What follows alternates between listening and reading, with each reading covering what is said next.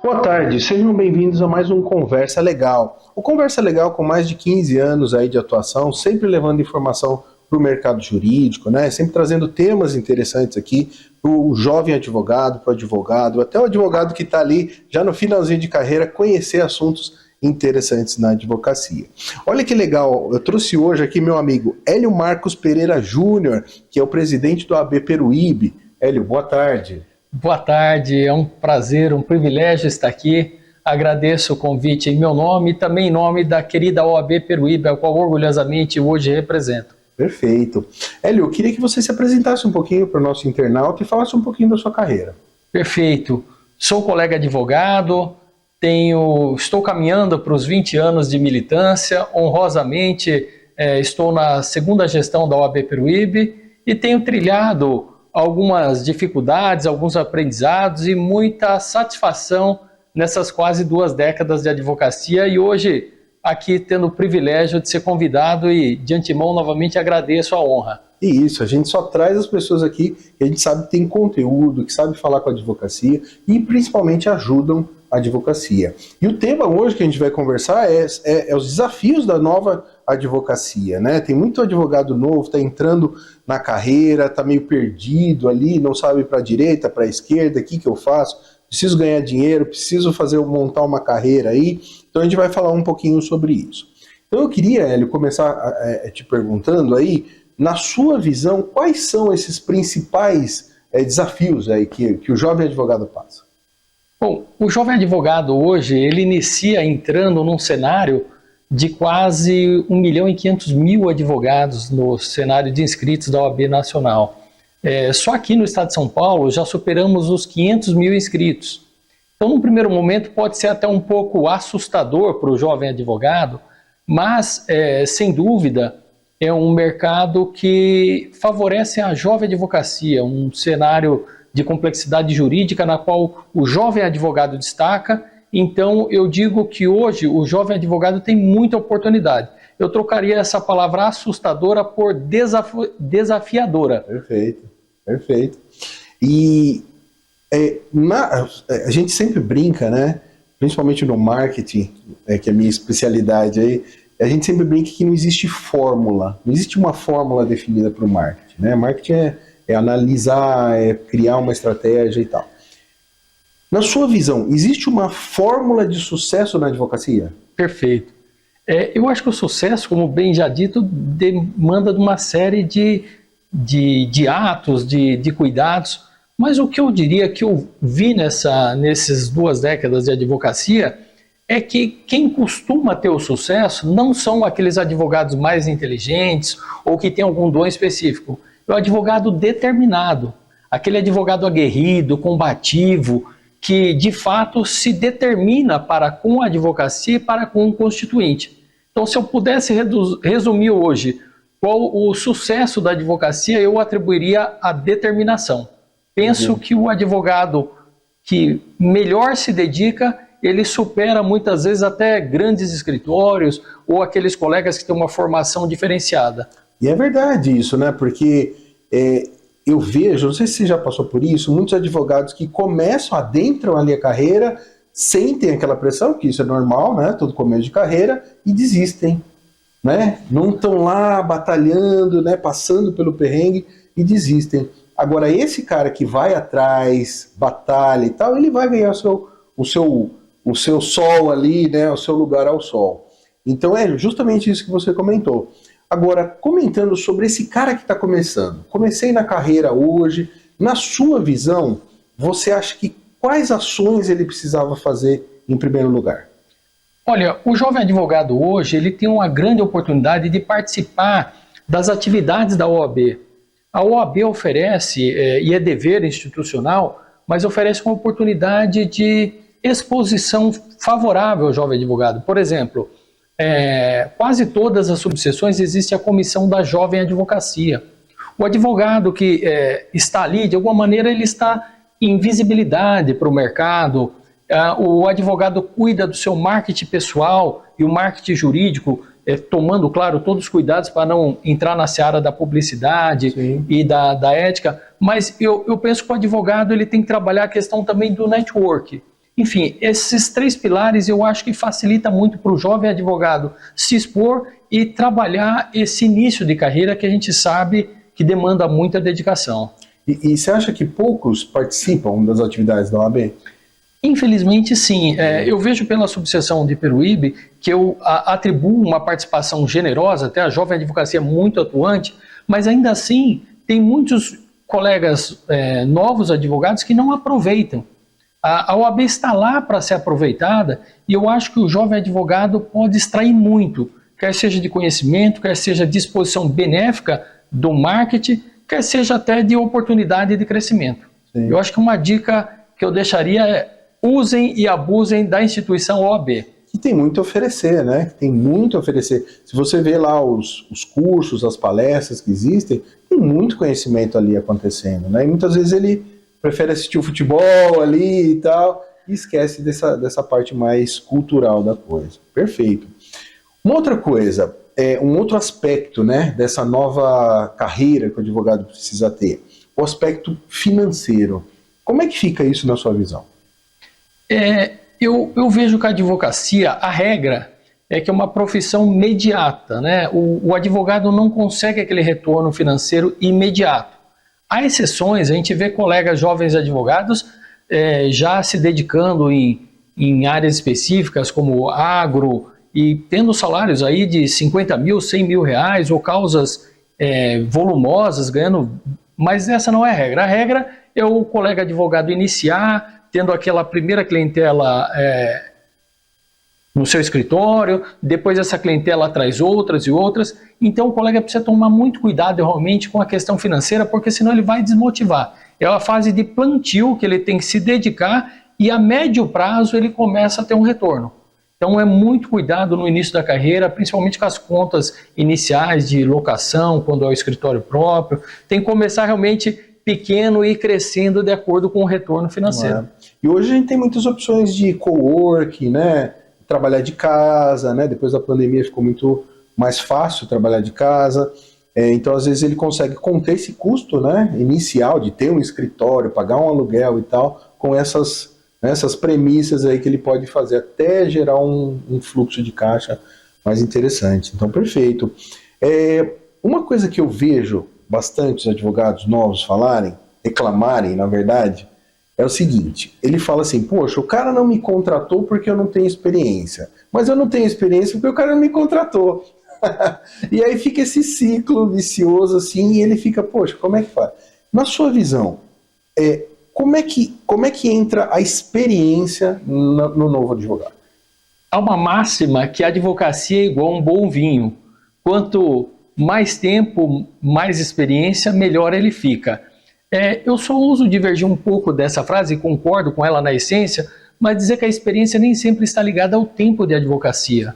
Né? Às vezes há colegas de 10, 20, 30 anos de inscrição na ordem, mas militam muito pouco.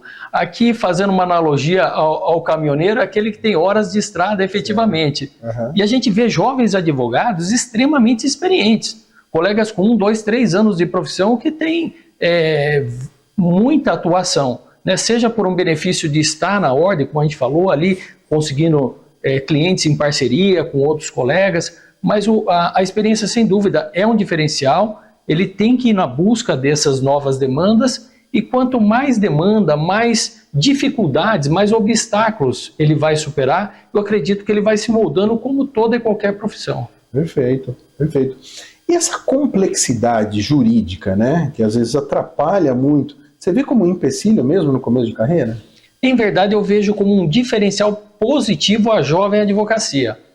O jovem advogado tem esse perfil de busca de novos conhecimentos, e hoje nós temos diversas fontes confiáveis de conhecimento, saber direito, enfim, diversas fontes. Eu vejo que a complexidade jurídica que está em constante evolução, até a jurisprudência em constante oscilação, ele é um benefício para aquele que se atualiza. Um benefício para aquele que está constantemente buscando a inovação legislativa, as alterações, e o jovem advogado tem a grande oportunidade de até sair na frente dos advogados que têm um pouco de dificuldade com as novas tecnologias. Eu vejo como importante, obrigatório o aperfeiçoamento, o estudo do jovem advogado, tanto quanto os antigos, só que o jovem ele tem essa facilidade de sair na frente. Com certeza, com certeza. Como que você diria para esse novo advogado buscar oportunidades de trabalho? Olha, a gente falou já no sentido do network. Eu penso que o jovem advogado ele tem que buscar, seja no dia a dia, nas entidades familiares ou até em escritórios parceiros. O advogado ele tem a oportunidade, claro, sem fazer a publicidade, sem a infração ética que pode ocorrer, mas de busca de marketing pessoal e marketing jurídico e de novos caminhos aí para buscar vencer os desafios. Perfeito. Você sabe que uma coisa que as pessoas comentam bastante, principalmente os novos, o medo das autoridades abusivas. Né? Então ele fala, putz, eu vou estar lá na frente daquele juiz, aquele cara é grosso, aquele cara não respeita e tal. Quais são suas dicas aí para esse novo advogado que está morrendo de medo? Bom, deixar os colegas novos saber que são exceções. Os maus operadores de direito, os maus delegados, maus juízes, maus promotores são exceções. Mas infelizmente existem.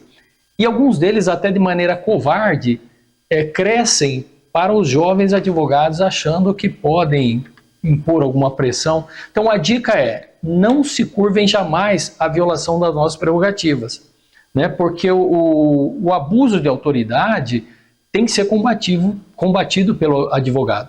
E o jovem advogado, como falamos aqui no início, ele tem, só no estado de São Paulo, um exército de mais de 500 mil advogados para lhe socorrer. No Brasil, mais de 1.500.000 advogados para lhe dar o suporte. Então, uma situação prática, está numa audiência, numa delegacia, houve abuso, não é necessário gritar, entrar na mesma tom, mas, de fato, acionar a OAB, que tem um dever de apoio ao colega, as prerrogativas vão apoiar, chame os colegas e tome as medidas de representação nos órgãos correicionais e também na OAB, para representar para medida eventual desagravo. Não se curvar jamais à violação de prerrogativa, porque é uma garantia que temos em nossa classe para a defesa do nosso constituinte, para a defesa do cidadão, que esse de fato é a ponta final que é violada quando há uma autoridade abusiva. Hoje, com o advento da internet, do home office, dos tribunais online, né? A gente vê muitas gravações disso, né? Então hoje a gente tem relatos aí digitais desse abuso, muitas vezes gritando e xingando e tal. Você acha que um advogado novo que se sentiu abusado ali deve gravar, deve registrar isso? Sim. É direito do advogado primeiro gravar a audiência, está previsto no nosso diploma legal, e principalmente uma situação dessa de abuso, gravar, documentar, porque não raras vezes esses maus elementos, essas exceções, procuram subverter em desfavor do advogado. Então o meio de prova que sem dúvida vai ser utilizado depois para apurar realmente o abuso de autoridade. Procurar registrar o máximo para que tenhamos essa prova depois, para que seja a OAB, seja o próprio colega, consiga tomar as providências legais. Perfeito. Vamos... Porque saiu aqui. Tranquilo. Mas ele corta ali. Tranquilo. E a gente volta. Vou voltar aqui então já. Tá? Hélio, conta para mim um pouquinho da sua experiência em cima dos casos aí de falta de ética profissional desses novos advogados. Perfeito. O que costuma ser mais recorrente é assumir o patrocínio onde já há colega advogado. Não que isso não possa ocorrer, muitas vezes há, de fato, a quebra de confiança do constituinte com o seu anterior advogado e pode ter um novo colega que vir a suceder. Mas jamais, e isso é o que está na previsão ética, assinar uma procuração, outorgar uma procuração a esse constituinte, sem que o outro colega anterior esteja ciente ou da desconstituição ou dessa nova contratação. O ideal é sempre ligar para o colega, olha, estou sendo aqui pesquisado por um possível cliente, alguma objeção, de preferência ter o subestabelecimento, né, que o colega transmite de uma maneira amistosa e eventualmente resolve a questão contratual com o cliente, alguma pendência, mas de fato é muito cuidado em assumir novos patrocínios, porque de fato há exceções de quebra de confiança, mas há situações também que o cliente já vem com aquela bagagem de que o culpado é advogado, Sim. por demora ou por não ter o êxito, e acaba atribuindo ao colega que muitas vezes atuou de maneira ética e correta. Se me permite um exemplo aqui, eu tive um caso muito interessante, que o cliente veio ao escritório e eu conhecia o anterior advogado, um advogado muito competente, se dedicava, e até olhei e falei, olha, o trabalho dele aqui está irretocável. Uhum. E ele falou, por que eu quis saber o porquê, se era quebra de confiança? Ele falou, não, é que eu vi o advogado pegar ônibus. Se ele não tem dinheiro para ter carro, ele não vai cuidar da minha causa. Nossa. Então, são situações esdrúxulas, né, que a gente precisa tomar o cuidado, saber o porquê ali. E nesse caso, orientei e falei, olha, está irretocável, se quiser trocar, é um direito do senhor trocar, mas o senhor vai pagar e talvez não tenha a mesma qualidade que o colega fez. Então, tomar essas cautelas. Outro problema que a gente costuma ver na ética é a ausência de prestação de contas. Às vezes o advogado trabalha, faz todo o correto procedimento, mas não formaliza a prestação de contas. E o cliente acaba indo na OAB, olha, recebi, mas não sei se está correto, ou o advogado se apropriou do valor, enfim, gera um questionamento, e o advogado é uma simples prestação de contas, é um dever do advogado. Então terminou o processo, seja ele qualquer natureza, civil, criminal, trabalhista, faz um resumo do que aconteceu, olha, se é um processo de cunho financeiro, ó, foi ganho tanto, foi retido tanto de honorário, o senhor está recebendo tanto, faz a prestação, o cliente assina aquela prestação, deixa na pasta do cliente. Eu acho que esses dois cuidados são os mais recorrentes de ética, de reclamações assim, de ética, e que pode ser facilmente resolvido. Com certeza, com certeza.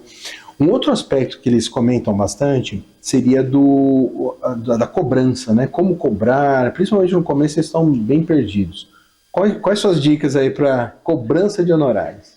Não tenham medo de cobrar, valorize seus honorários. O caso anterior é um caso que mencionamos, o cliente que paga pouco, muitas vezes ele acha que o serviço não está contento. Se ele pagou muito, e muitas vezes ele vê o advogado com um carro bom ou com um escritório bom, ele se enche de orgulho, aquele é meu advogado. O cliente gosta de pagar bem, não cobrem pouco. E se tem dificuldade de cobrar, não pode ter aquele medo na hora de cobrar. Vai falar que é 100 mil os honorários? Conversa como se estivesse falando R$1.000. É 100 mil. Como se estivesse falando 100 mil. Cobrem bem, nunca abaixo da tabela, temos a tabela como referência mínima, mas valorize seus honorários, porque o cliente só valoriza de fato o advogado que se valoriza. Então, não tenham receio de cobrar. Cobrem bem e vão ser reconhecidos pelos constituintes. Ainda tem muito caso do jovem advogado que não cobra simplesmente para começar a trabalhar, ou começar a ser visto, né? E aí cria uma situação ali que ele não está ganhando nada e está trabalhando. Eu tive uma infelicidade logo no início da carreira nesse sentido.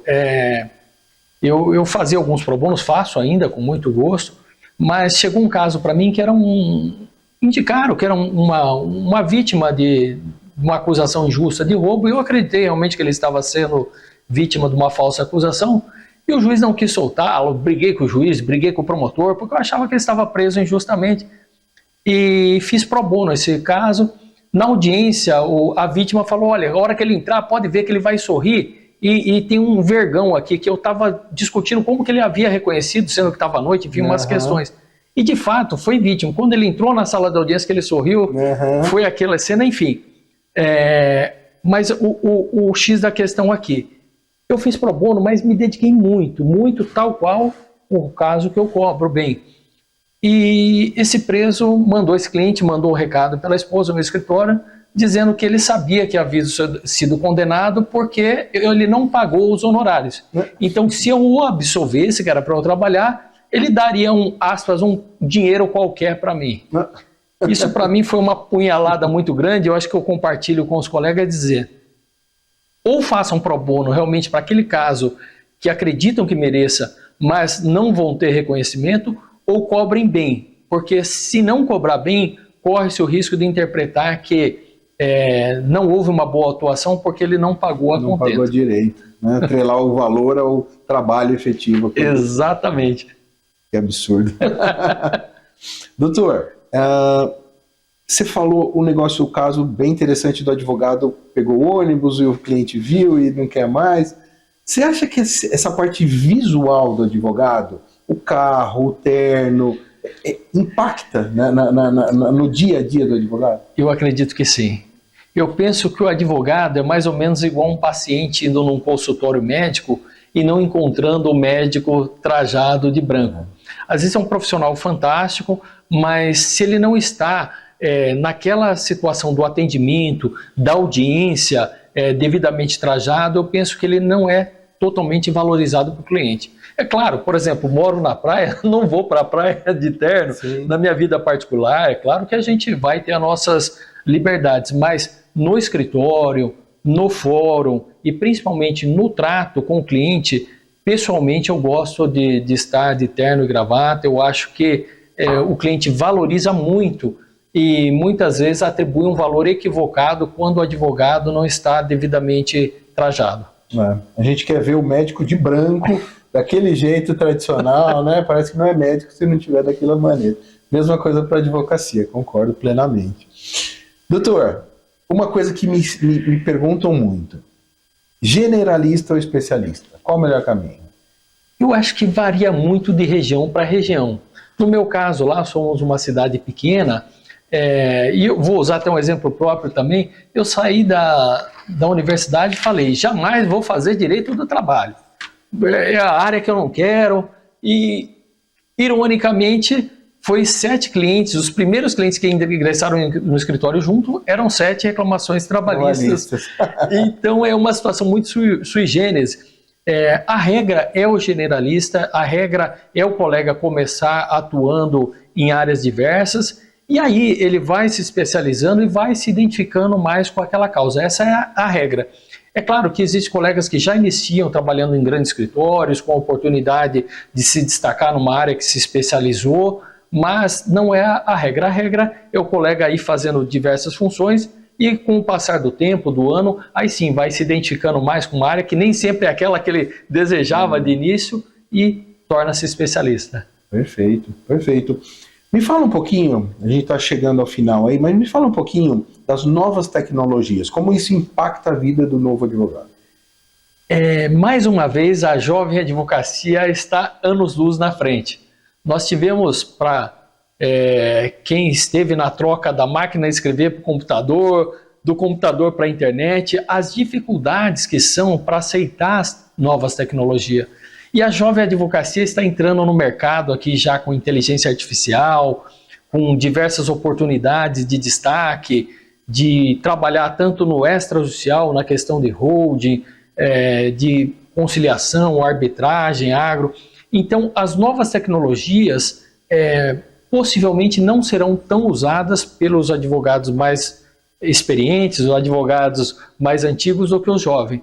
O jovem advogado tem essa oportunidade, mais uma vez, de se destacar. Então, se são os 500 mil inscritos, a jovem tem o privilégio de já largar na frente e de se destacar na frente dos colegas, usando essas novas tecnologias que eu acredito que vieram para ficar. Com certeza, não tem volta, né? É isso. Hélio, infelizmente estamos terminando aí o nosso tempo, tá? Mas muito legal esse papo que a gente teve. Tenho certeza que o jovem advogado que está nos vendo agora vai ter uma nova visão aí do que ele pode empreender para começar a carreira. Mas eu queria suas despedidas do nosso internauta e as suas últimas dicas aí. Opa! O jovem advogado é tão advogado quanto o mais antigo que a gente possa ter em atuação.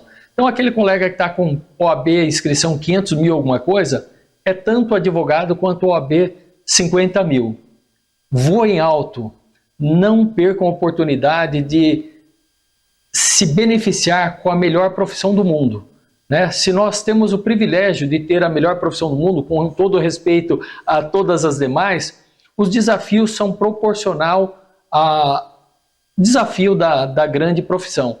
Um um caminhoneiro, como falamos, ele vai iniciar a primeira viagem, vai fazer uma viagem do norte ao sul do país, ele vai ter as dificuldades do percurso, faz parte da profissão, assim como a advocacia. O jovem advogado, hoje ele inicia, ele vai para o tribunal, ele vai ter o gelo da barriga, ele vai ter as dificuldades, mas não deixem de fazer a sustentação oral sempre que possível, não deixe de lutar por seu cliente até o final. Muitas vezes até o trânsito julgado e às vezes até após o trânsito julgado. Com certeza. Busque o espírito conciliatório, mas se não for possível, defenda o cliente, use essa ferramenta que é uma carteira profissional. Alguns colegas equivocadamente falam carteirinha, não é carteirinha. Usem a carteira profissional com muito orgulho, porque temos o privilégio de estar na melhor profissão do mundo. Então vamos fazer jus e ajudar a sociedade para que ela seja mais justa, mais igualitária e que nossos clientes tenham a defesa dos nossos direitos garantido. Muito obrigado. Eu que agradeço, Hélio, sua participação aqui, essa aula que você deu aí para o jovem advogado, e faremos novos programas também no futuro aí. Muito obrigado. É uma honra, estarei sempre que for intimado para estar aqui, é um orgulho. Com certeza. E obrigado a você também que nos assiste aí há mais de 15 anos, né, no programa Conversa Legal. Não esqueça que você pode mandar um e-mail para a gente pedindo um tema, a gente busca um especialista aí para falar sobre o tema também, tá bom? Agradeço a você que está sempre comentando aí, olha, estou gostando, parabéns, e a gente está evoluindo nesse sentido, tá bom? Como sempre, eu deixo um grande abraço.